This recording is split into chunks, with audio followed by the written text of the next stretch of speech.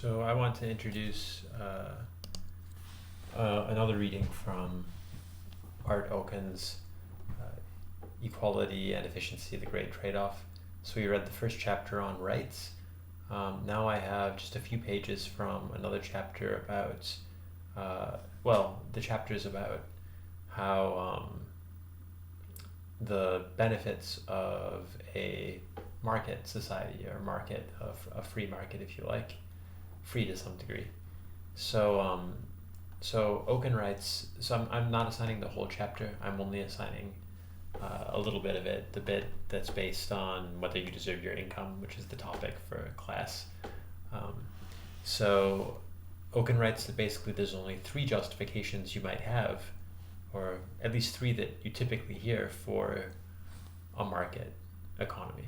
Okay, so the first is that markets give people freedom. The second is that markets give people what they deserve. And the third one is markets provide efficiency. Okay, so Okun's going to believe that really it's only the third one that's going to be able to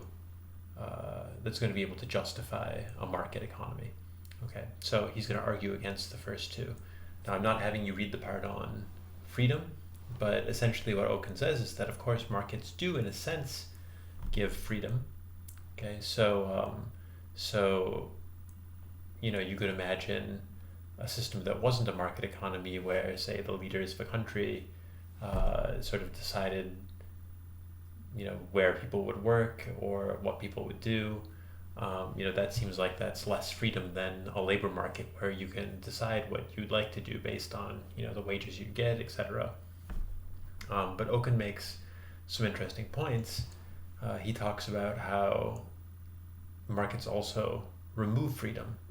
So to give you a couple of his examples, he says that when someone owns property, that person then has freedom to use that property, but it also denies all the other people in the society the freedom to use the property. So on balance, it's not really clear exactly where the freedom starts and stops. He also says something about that was kind of interesting, related to what we talked about with Nozick, which is that when Nozick is describing why people have a property right, Nozick follows Locke's theory of acquisition, which says that when you mix your labor with something, when you make something, that thing sort of becomes part of you, and it increases your freedom or your abilities to do things that you'd like to do.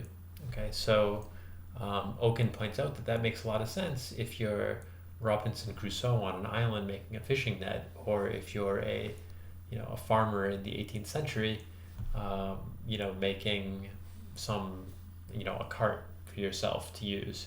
It makes a lot of sense, but it's hard to think about the same thing with more modern concepts of property rights. For example, if I own stocks, I technically own part of a company, but that doesn't mean that if I own a stock in Microsoft, I can just walk into the boardroom of Microsoft and start telling the managers what to do. In fact, I probably can't even walk onto the property of Microsoft. So it's very different. It doesn't really increase my ability to do anything except for to buy more things.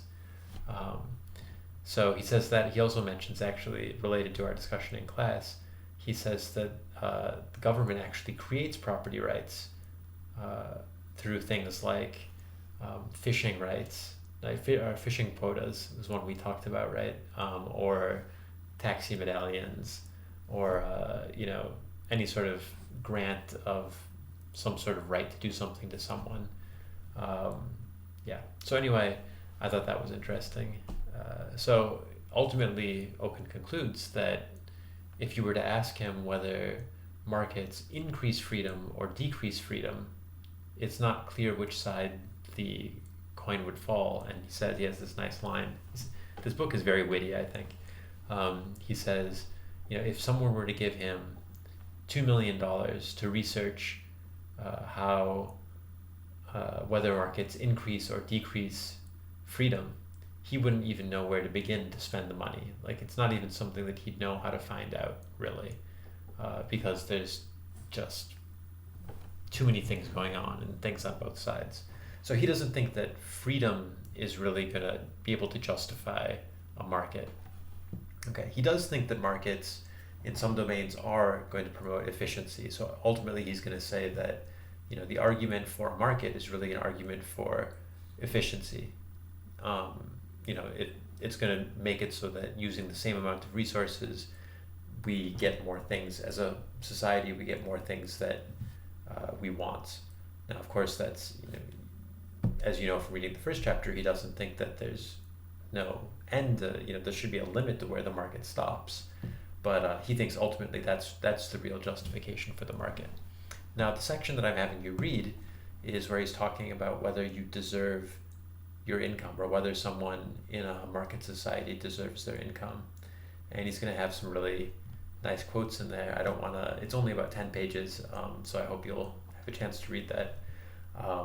So I don't want to say too much to spoil the joy of finding the quotes on your own. So I'll leave you to it.